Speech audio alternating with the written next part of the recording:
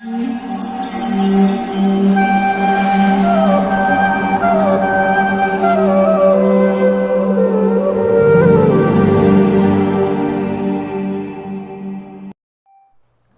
कृष्णा। स्वागत है आपका आज के हमारे सत्र में। जैसा कि हम पिछले 2 अंकों से चर्चा कर रहे हैं श्रील रूप गोस्वामी द्वारा रचित ग्रंथ श्री उपदेशामृत के श्लोकों की। पिछले 2 अंकों में हमने उपदेशामृत के 2 श्लोकों पर चर्चा की। आज तीसरे श्लोक पर हम चर्चा करने जा रहे हैं, जो कि इस प्रकार है। उत्साहात् निश्चयात् धैर्यात् तत्तत् कर्म प्रवर्तनात् संगत्यागात् सतो वृत्तेः षड्भिर्भक्तिः प्रसिद्ध्यति। पिछले 2 श्लोकों में हमने देखा कि श्री रूप गोस्वामी भक्ति मार्ग पर प्रगति करने वालों को उपदेश देकर कैसे और किस प्रकार से हमें किन चीज़ों का त्याग करना है और किन चीज़ों को हमें अपने जीवन में अपनाना है ताकि हम श्री कृष्ण की भक्ति के मार्ग पर प्रगति कर सकें। उसी श्रृंखला में श्री रूप गोस्वामी ने तीसरे श्लोक में भी इसी प्रकार से वर्णना की है। तीसरे श्लोक में श्री रूप गोस्वामी जिन चीज़ों को हमें अपने जीवन में अपनाना चाहिए उनके विषय में चर्चा कर रहे हैं, जिससे हम कृष्ण भक्ति के पथ पर बहुत आगे बढ़ सकते हैं। तो सबसे पहली बात जो श्री रूप गोस्वामी कह रहे हैं वो है उत्साह। हमें सदैव उत्साहित रहना चाहिए कि हमें कृष्ण का दर्शन अवश्य मिलेगा, हमारी भक्ति अवश्य सिद्ध होगी, इसी जन्म में हमें कृष्ण प्राप्ति होगी, इसी जन्म को हम सार्थक कर पाएंगे और कृष्ण की प्राप्ति हो जाएगी। तो हमें हमेशा उत्साहित रहना चाहिए, लेकिन अति उत्साहित नहीं होना है। हमें श्री रूप गोस्वामी जो कह रहे हैं वो बात ये है कि हमें उत्साही बनना है, अति उत्साही नहीं बनना है। कि अति उत्साह से हम लोग अपना ही विनाश करते हैं, क्योंकि हम अभिमान को प्राप्त हो जाते हैं, हमारे अंदर अभिमान का घर हो जाता है, हमारा चित्त अहंकार से भर जाता है। इसलिए श्री रूप गोस्वामी कह रहे हैं कि उत्साह, दृढ़ निश्चय, एक ऐसा उत्साह जो दृढ़ निश्चय से भरा हुआ हो कि हमें इसी जन्म में कृष्ण प्राप्ति होगी और हमारी भक्ति सफल होगी। ये बात श्री रूप गोस्वामी हमको समझाना चाह रहे हैं। उत्साहान् निश्चयात्, निश्चय, दृढ़ निश्चय के साथ हमें आगे बढ़ना है। हमें अपनी प्रत्येक क्रिया निश्चय के साथ पूरी करनी है। चाहे हम हरिनाम करें, हमें एक रिस्पॉन्सिबिलिटी समझ के उसको नहीं करना है। हमें हरिनाम करना है ये सोच करके कि एक एक नाम हमको एक एक कदम कृष्ण की ओर ले जा रहा है। हम जितना ज़्यादा जप करेंगे उतना ज़्यादा हम कृष्ण की तरफ बढ़ते जाएंगे निरंतर। ये निश्चय हमारे अंदर होना चाहिए। हम जितना वैष्णवों का संग करेंगे, अपने पूज्य गुरु महाराज का शिक्षा सत्र सुनेंगे जिसमें वो हमें भक्ति मार्ग पर आगे बढ़ने की शिक्षा देते हैं, तो जितना ज़्यादा हम वैष्णवों का संग करेंगे, गुरु महाराज का संग करेंगे और जितना ज़्यादा हम विनम्र रहेंगे उतना ज़्यादा हम कृष्ण भक्ति में आगे बढ़ेंगे। तो निश्चय, दृढ़ निश्चय, अपनी हर क्रिया में, हर एक्टिविटी में हमें दृढ़ निश्चय देखना है, दृढ़ निश्चय को बढ़ाना है। कैसे? हम कुछ भी करते हैं कृष्ण को डेडिकेटेड, हम अपने घर के ठाकुर की सेवा करते हैं, तो हम सिर्फ ये सोच कर ना करें कि ठीक है अब घर में भगवान है तो सेवा कर देते हैं। हमारा ये सेवा देने से उनसे जो संबंध है वो और गाढ़ा होगा और प्रगाढ़ होगा।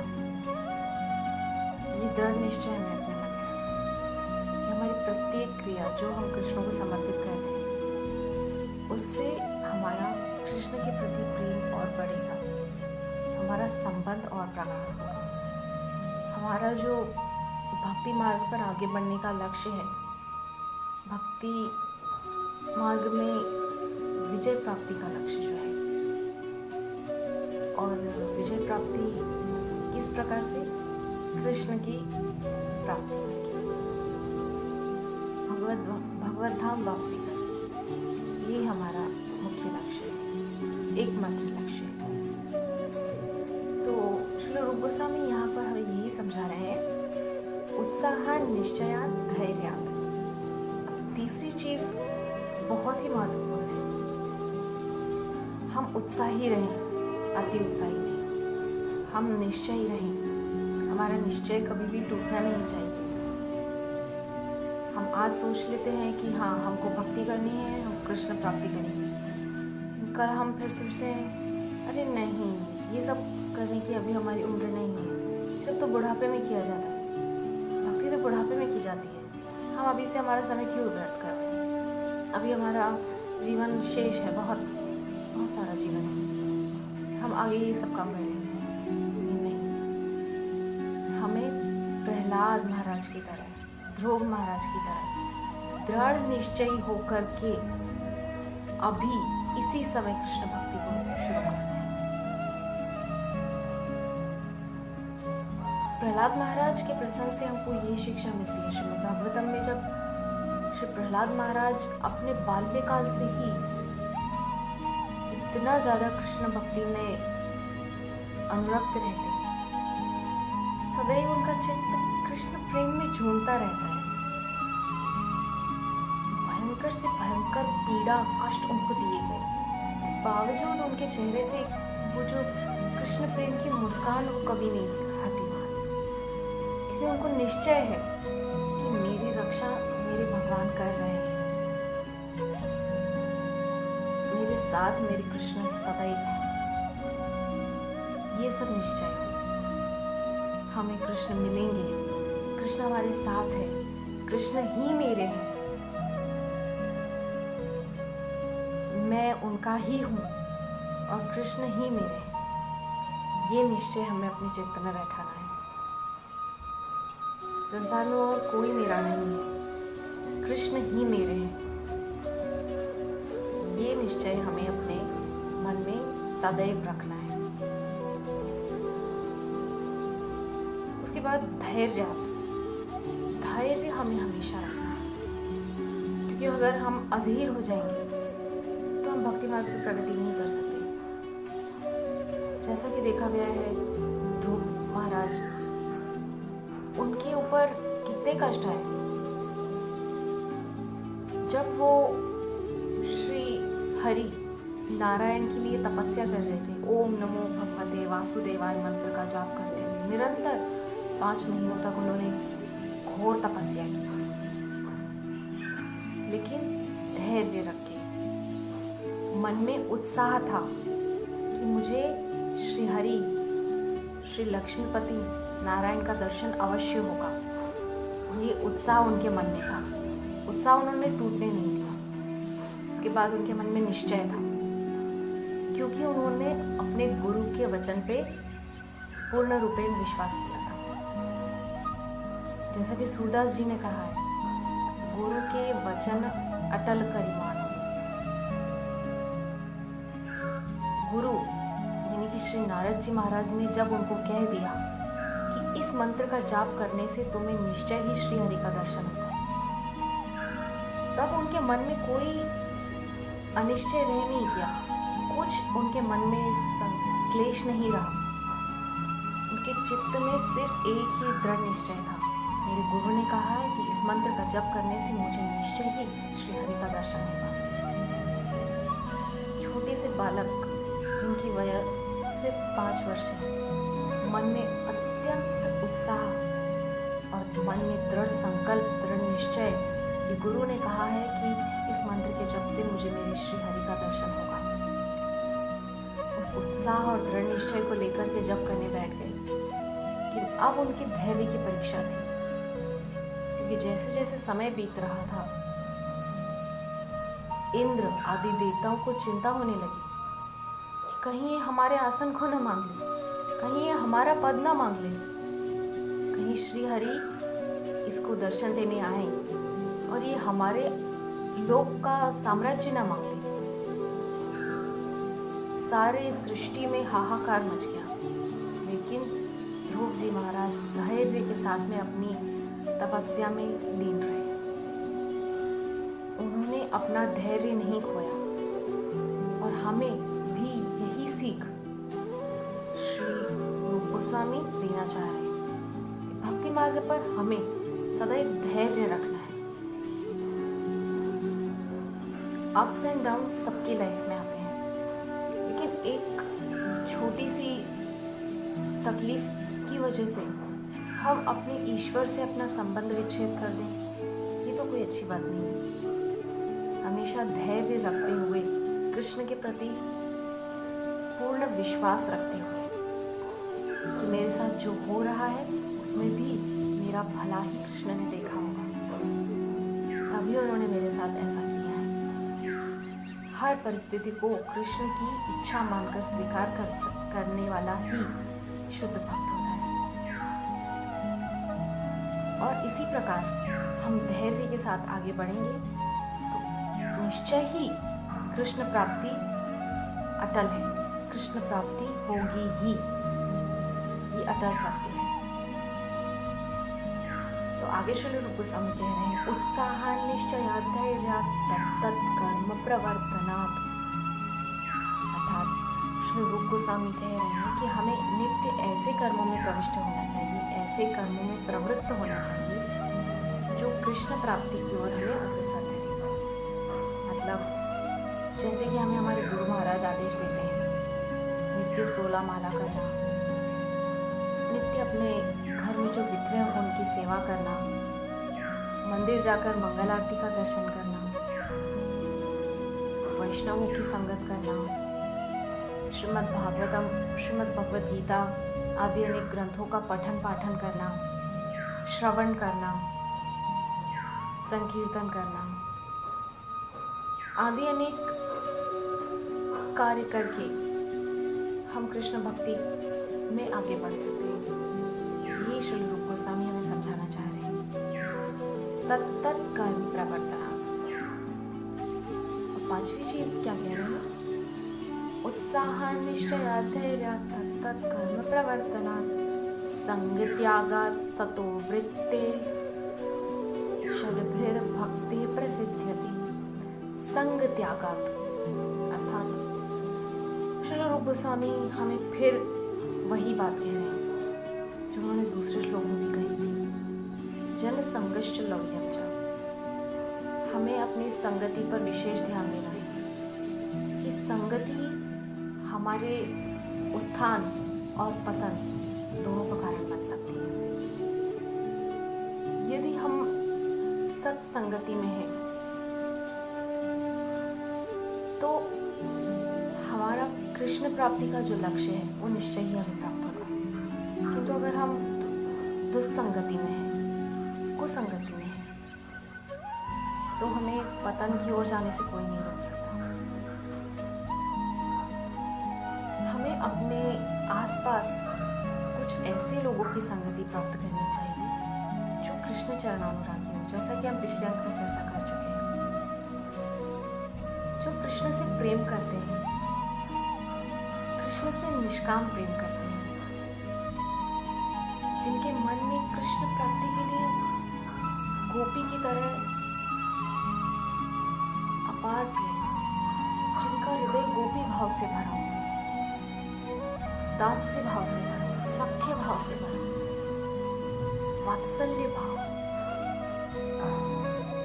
ये जो सुंदर सुंदर भाव है, जिनका चित्त कृष्ण के लिए ऐसे भावों से भरा हुआ, उन भक्तों की संगत करके हम निश्चय ही कृष्ण प्राप्ति कर सकते हैं। किंतु यदि हमारे आसपास ऐसे लोग नहीं हैं जिनके चित्त में कृष्ण प्रेम नहीं है और जो व्यर्थ की चर्चाएं करते हैं, भौतिक कल्मशों से भरे हुए हैं, ऐसे लोगों की संग त्यागने के लिए हमें श्री रूप गोस्वामी कह रहे हैं, संग त्यागात।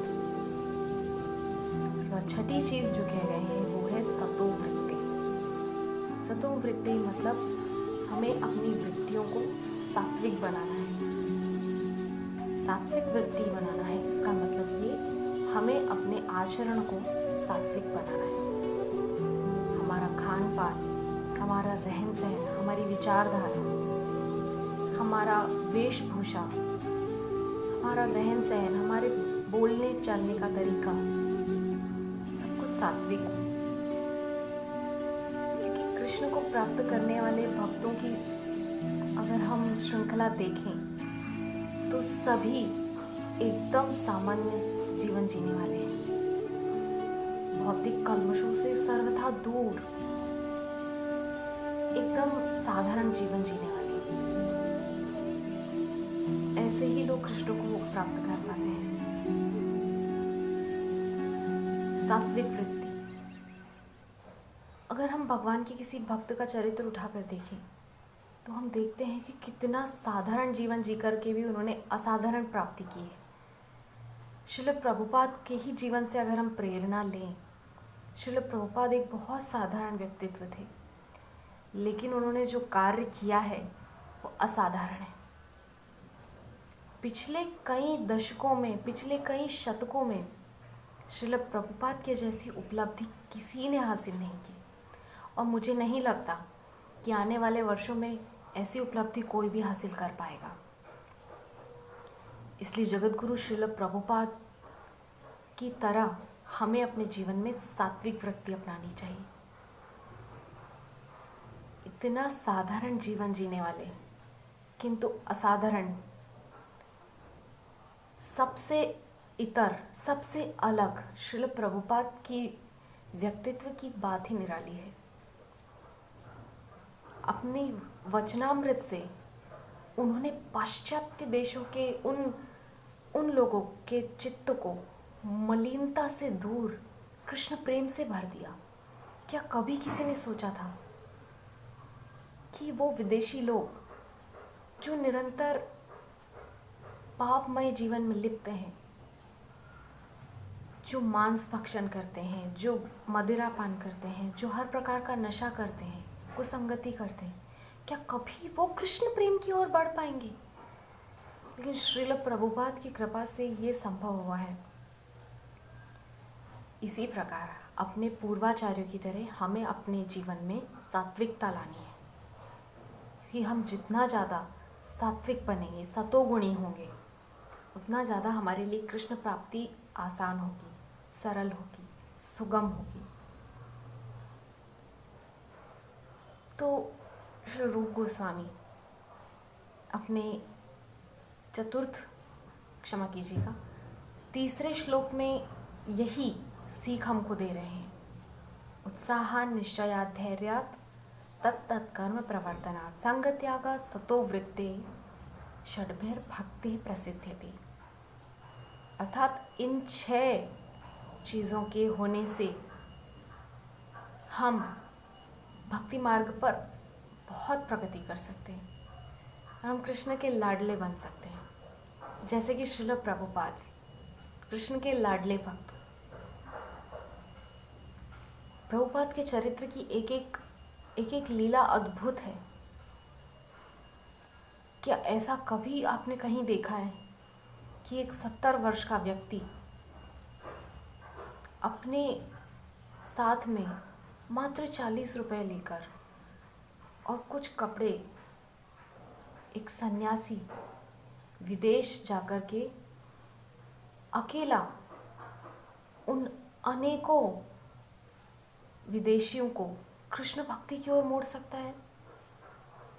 यही है कृष्ण प्रेम, क्योंकि उनके चित्त में अपने गुरु के चरणों में अपार प्रेम था, अपार भक्ति थी। वे अपने गुरु के वचनों को अटल करके मानते थे। उनके गुरु ने कहा है कि तुमको ये करना है, तुमको विदेश जाकर के पाश्चात्य देश के उन लोगों को कृष्ण भक्ति की ओर मोड़ना है। उन्हें अपने गुरु के वचनों पर पूर्ण विश्वास था। इसीलिए उन्होंने अपने गुरु के वचनों को सत्य करने के लिए नहीं देखा कि मेरी आयु कितनी है, नहीं देखा कि मेरे पास क्या है, नहीं देखा कि मेरे साथ कौन है, बस चल पड़े अपने गुरु के वचनों को अपनी ढाल बनाकर। प्रभुपाद सच में वन मैन आर्मी है, एक अकेला योद्धा जो पूरा गढ़ अकेला जीत सकता है। हमें भी इसी प्रकार अपने गुरु प्रभुपाद और कृष्ण में अपार श्रद्धा रखते हुए आगे बढ़ना है, उत्साह से, निश्चय से, धैर्य से, सत्कर्मों में प्रवृत्त होते हुए, कुसंगति को त्यागते हुए और सतो वृत्ति को अपनाते हुए। इसी प्रकार इन 6 चीज़ों के होने से हमारी भक्ति उत्तरोत्तर बढ़ेगी। यही सीख हमें श्रील रूप गोस्वामी देना चाह रहे हैं। तो आज के लिए हमें यहीं आप विदा दीजिए। अगले अंक में हम फिर श्रील रूप गोस्वामी द्वारा रचित उपदेशामृत के 4th श्लोक की व्याख्या के साथ उपस्थित होंगे। तब तक के लिए हरे कृष्णा।